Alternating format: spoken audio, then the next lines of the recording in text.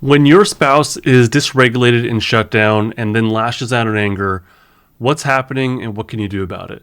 The extremely short version on what to do about it is to stay regulated yourself. The longer discussion is around responsibility and boundaries. I will address all of this and more. I'm Justin Sinceri, a therapist and coach who helps you live with more calm, confidence, and connection without psychobabble or woo-woo. Welcome to Stuck Not Broken. This is, of course, not therapy, nor is this intended to replace therapy. I got an email that I'm going to respond to. This response is not directly to this person. I'm going to respond to it generally. This is not personal life advice whatsoever. But I think that or a lot of people can relate to this listener's question. So here is the AI read and condensed version of the question. Thank you for your material on dorsal vagal shutdown. It's helped me understand what my wife is going through. However, I can't find anything on what I can do to better help her as her spouse. I know I need to be a better anchor. Unfortunately, I think much of her shutdown is due to marital problems, which has led her to shutting me out. I want to be there for her and prove I can be her anchor, but it's hard. When she sometimes lashes out with anger, I know it's a sign she's coming out of shutdown, but then she slips right back in. I just don't know what to do. First off, thank you so much for the email and the really great question. Again, I think a lot of people can relate to. The core of this email, of this question, boils down to one of the most difficult questions in any relationship. How do I help somebody who I love when they're stuck in a defensive state? But there's also other questions embedded here, like what's my role? What's my responsibility to my partner? What's a safety anchor? And can a spouse be a safety anchor? What if they have not been one in the past? There's a lot to get into. The listener mentions an important distinction. He says there's no abuse, violence, or infidelity, so she is in a safe space. Logically, this makes perfect sense. He is saying the objective threats are gone. And that's vital, super important, necessary foundation. So good job. No one should be hitting each other or being violent toward each other in any way. But in the world of the nervous system, there's a huge difference between a space being technically safe and the actual feeling of safety and the biological reality of safety. When I discuss safety here on the podcast or in the Unstucking Academy or with my clients, I'm not referring to literal safety. Yeah, that's part of it. A safe enough environment and safe enough people are extremely important, but there's way more to it.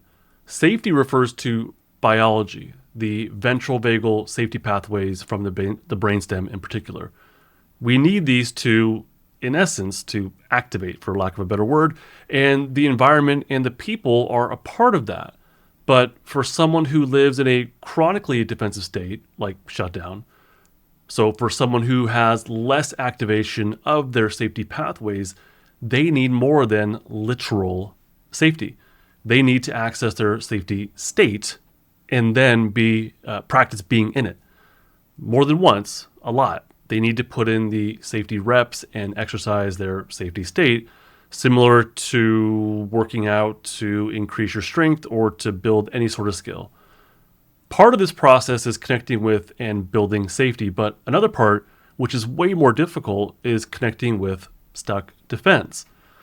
One problem, however, is that someone who is stuck in defense has a difficult time identifying safety, first off, being with it, second, experiencing it mindfully, third, and building the strength of it, fourth. And they have a much harder time connecting with stuck defense and relieving the stuck defense. Someone who is stuck in defense will identify danger when it's not there, something that we call unhealthy neuroception in the polyvagal world. So it's great that your home is free from overtly dangerous things. Keep doing that. But that doesn't mean your spouse is able to shift out of stuck defense. On top of that, your spouse may not identify you as a safety cue, especially if there's a history of issues between spouses, between partners. On top of that, there may be very subtle cues of danger or non-safety that we give to our partners that are very easily missed. For example, the flattened tone of voice when we get annoyed, or a subtle eye roll as we look away, or a painful grimace when our spouse asks us to get them something right when we sit down every single time. And on top of that, in relationships, we tend to overly rely on the other person to be the source of our healing. Tell me I'm wrong. We enable each other's behaviors and emotions. Tell me I'm wrong. We build codependency on each other. We blame the other person, waiting for them to change, thinking that when they finally change, then we can change. Tell me I'm wrong. And the other person's waiting for the other person to do the same. Point being, there are layers of stuff to deal with. Having a safe enough environment is good, and being a safe enough person is also good, but there is a lot more to it. If I asked this person's wife, hey, is your husband a safe person, a safe spouse? They would probably say yes, but when I ask, do you feel safe with them? They would probably also say yes, or look at me weirdly because people don't talk like this typically. So we got to narrow it down more. If I ask, do you breathe easier when you're with your husband? Do you smile? Do you want to get closer to him? They might say no. So the goal isn't to convince the thinking brain or your partner's thinking brain that they are safe. The goal is to show that they're safe to be in your presence. The goal is to show that it's okay to come out of hiding or to drop your defenses. But again, lots of layers and way easier said than done. If that's not complicated enough, here's where it gets more complicated.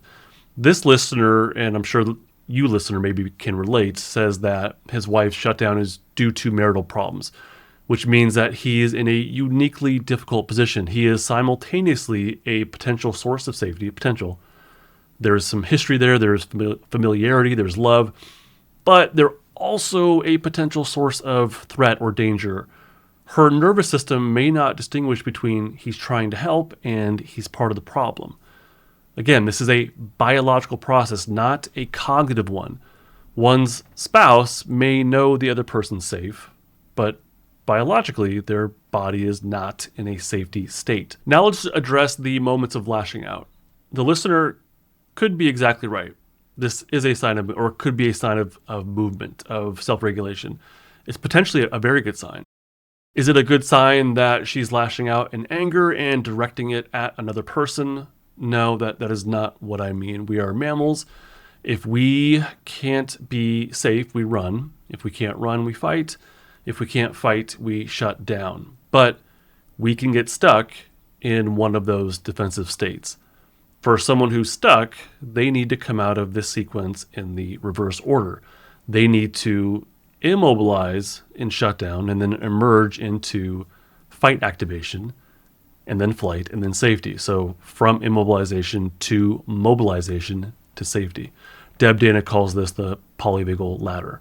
So coming out of shutdown and into anger is sort of a good sign. It's a signal that the body is attempting to come out of immobilization, at least attempting.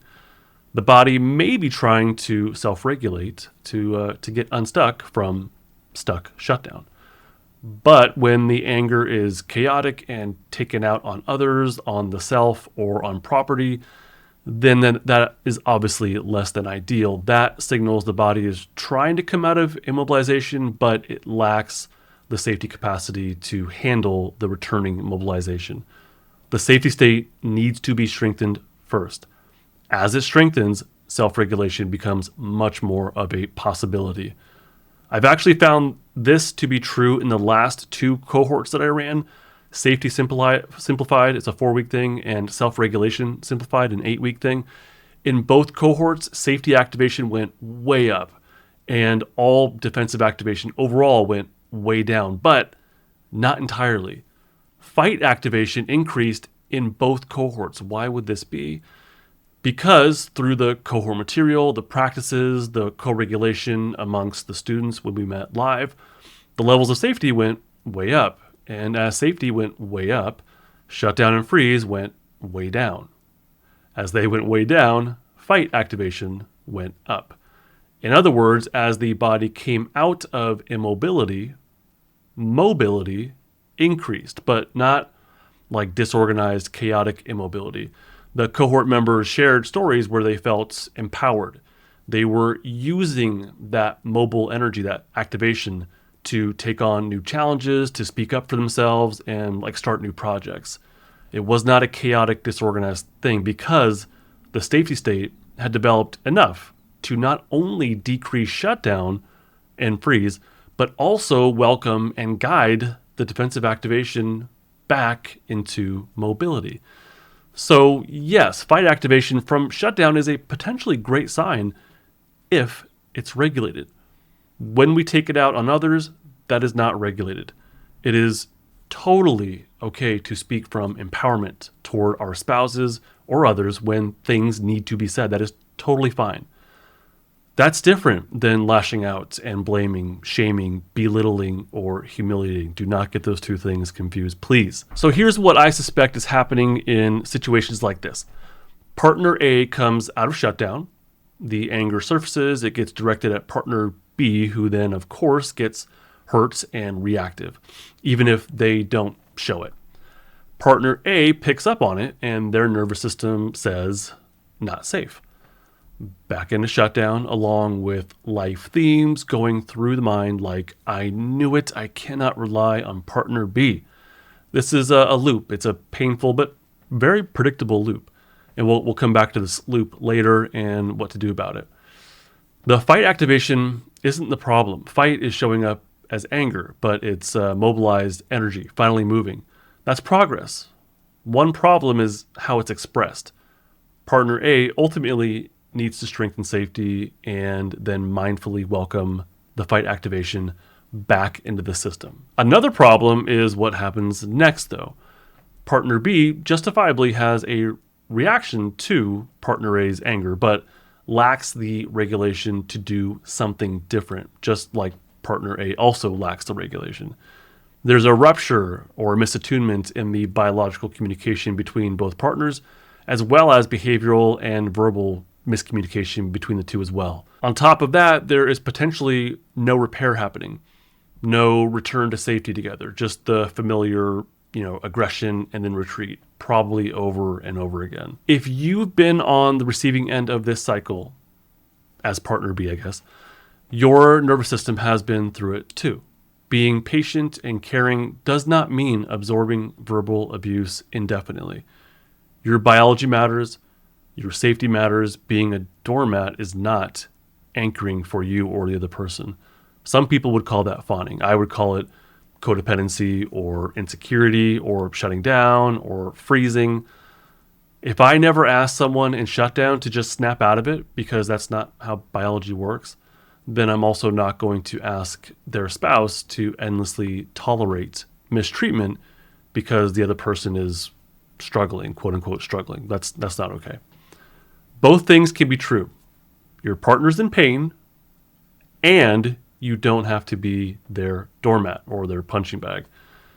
Person B, the one being targeted by A's anger, can hold compassion for their struggle while also holding a boundary for themselves.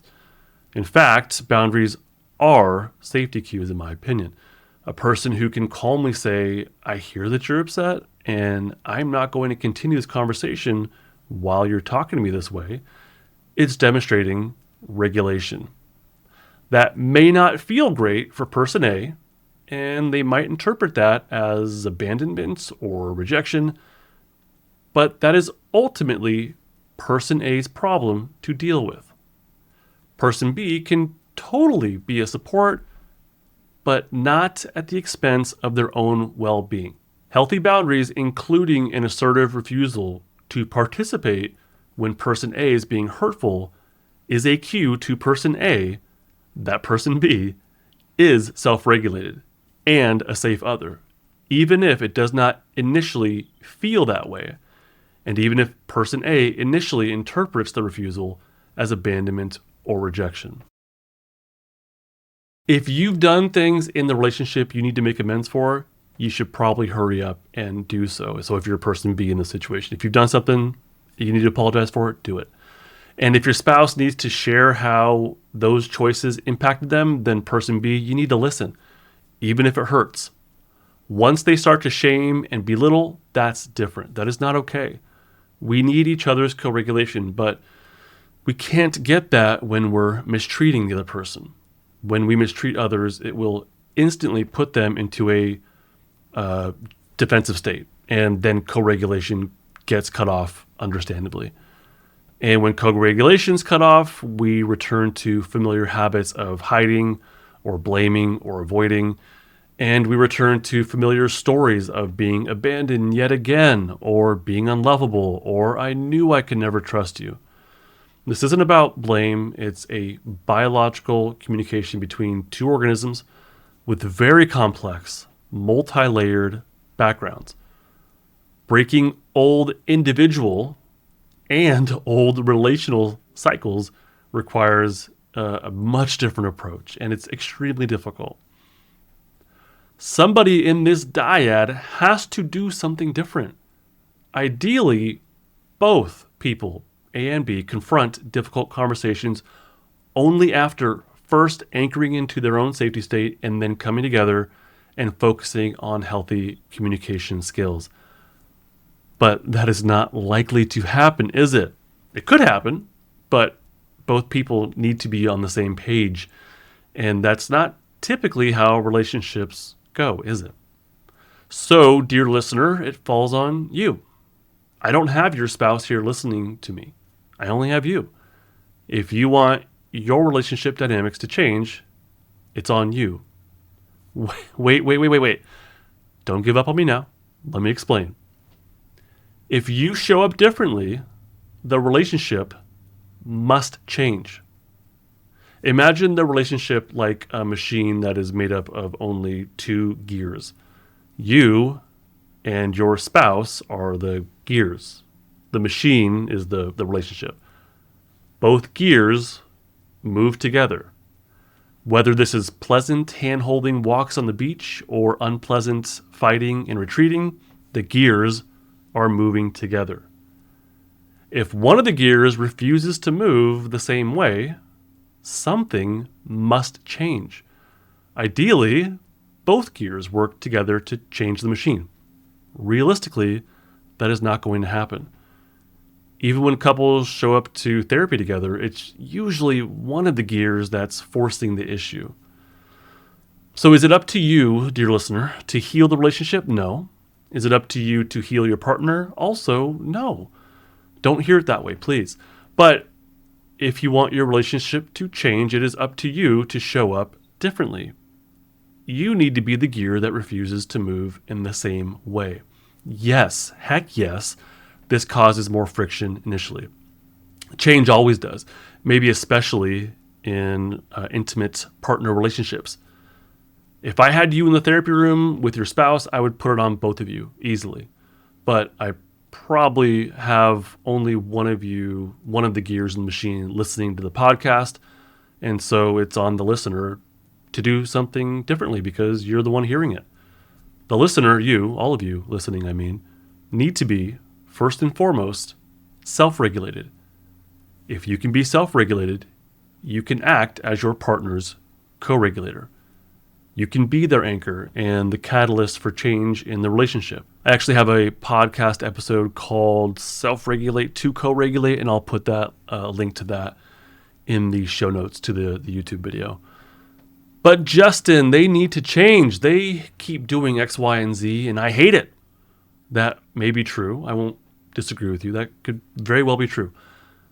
But if you wait for them to make a change, which they won't, you give them a ton of power over you. If you wait around for them, they have the power over your life, your emotions, your well-being maybe.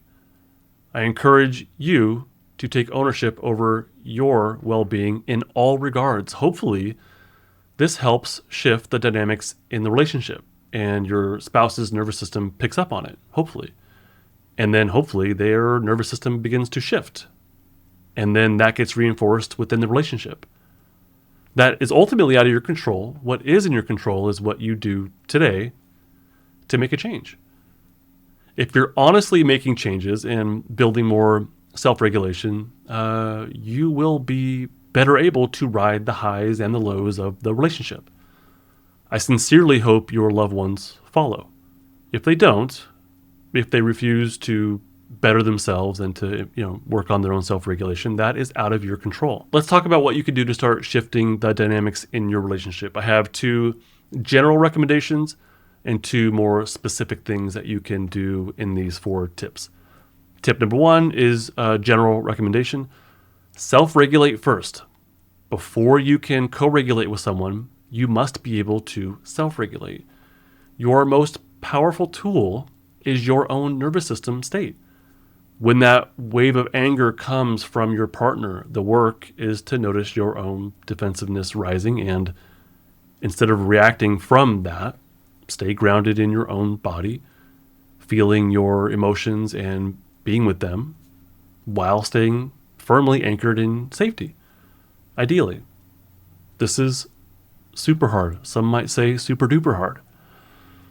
Mindfully connecting with the present moment through your senses, that's easy compared to this. Meditating for 30 minutes, no problem compared to this. Self-regulating through someone else's emotional dysregulation, that's a challenge. That doesn't mean you're happy. I don't expect you to smile through somebody else's anger. You can be upset, sad, angry too, but you need to be self-regulated while feeling those emotions. Not just in your behavior, that's a great start though, in your emotions and in your biology too. Someone who can hold back on their behavioral impulse to yell and to swear back and insult back at their spouse is off to a really great start. If that's you, keep it up. Great job. But someone who can notice and be with their anger while also connecting with their spouse's emotions is even further along. Again, not easy. And the person who can listen to their spouse's emotions without their own emotions getting triggered has a strong level of self-regulation. I don't mean numbness. That's not what I'm saying. I don't mean not caring. I mean the ability to stay present and empathetic without your body losing access to its safety state. That is not something, it's not a skill you learn overnight. That is something you practice. Again, super hard. So prioritize your self-regulation before, during, and after discussions with your partner. Tip number 2, focus on small, consistent safety cues. You don't have to be perfect. You don't have to have long, drawn-out discussions that go until 2 a.m. with cathartic cries about childhood. It might be enough today to intentionally make eye contact and smile when you mean it, or to share a coffee together in the morning without any expectations, or to bring up a happy memory out of the blue and laugh together, or just text that you're thinking of them even though you're on the other side of the wall. Small and spontaneous without trying too hard is good, but so is routine. So be predictable. When you say you're going to do something, do it. Do the boring stuff like proactively cleaning up. Small, steady, predictable cues of safety. Tip number 3, stop trying to fix your spouse. This one is counterintuitive. Maybe you want to help. Of course you do. But the pressure to help it can itself be a danger cue. It's not really a danger cue, but that person may interpret it as a danger cue. I want to prove that I can be her anchor. That energy, as well-intentioned as it is, I'm sure, might feel intrusive to someone in shutdown. It can feel like a demand, even though you don't mean it that way. Like an expectation, like one more thing that person A, is failing at. Sometimes the most helpful thing you can do is less. Be present without an agenda. Exist nearby without requiring anything. Let them come to you and accept them as they are today, not how they treat you as they are. And tip number 4 is to validate the feeling, not necessarily the content of what they're saying. When anger does appear, you don't have to agree with the words being said to validate the emotion behind the words. Instead of trying to defend yourself, try naming the feeling and even normalizing it, like, I can see why you're mad at me. I haven't been reliable. Or you felt let down when I blank. I would probably feel disappointed too. None of these tips and countless more tips like these are quick fixes. It's a slow and steady process to change ourselves, but also our relationships. So do your part in the relationship and be that gear that refuses to turn in an unhealthy and dysregulated way. Be as self-regulated as possible, and over time, you will prove to your loved one that it's okay to soften their defenses. You can't control it, but over time, you'll show it. Ideally, they are also working on themselves in some way. If the relationship itself is the source of threat for your partner, you may not be able to be their anchor right now, or their co-regulator. That's not failure, that's reality. She may need to build safety elsewhere first, like in individual therapy with friends, or through other solo self-regulation practices. She may need to develop her own regulation before she can receive yours, or person A I'm talking about. And couples therapy might be indicated here as well, but not framed as fixing person A, more framed as we're both going to work on this together with professional support. It's an us issue, not a person A issue. You showing up differently is powerful, but it's not a guarantee at all. You could do everything right, and person A may still need time, space, or outside support to find their way back to safety and back to you, ultimately. Your job is not to drag that person out of shutdown. Your job is to become the kind of regulated presence that makes safety possible, if and when they are able to receive it. So, if you're person B, the person who is trying to support a partner in shutdown, the work begins with you. It begins with your own regulation, your own capacity to be an anchor in the relationship storm. And it includes holding boundaries for yourself too, because your nervous system also matters. And if you're looking to get started on that journey, the foundational knowledge of polyvagal theory is the best place to begin, in my opinion. I have put together a free course called Your Next Steps within the Unstucking Academy. It curates my podcast episodes about the polyvagal theory and also some resources to guide you through these concepts in a very structured way. You can get access to that for free in the Unstucking Academy through the link in the description. Thank you so much for listening.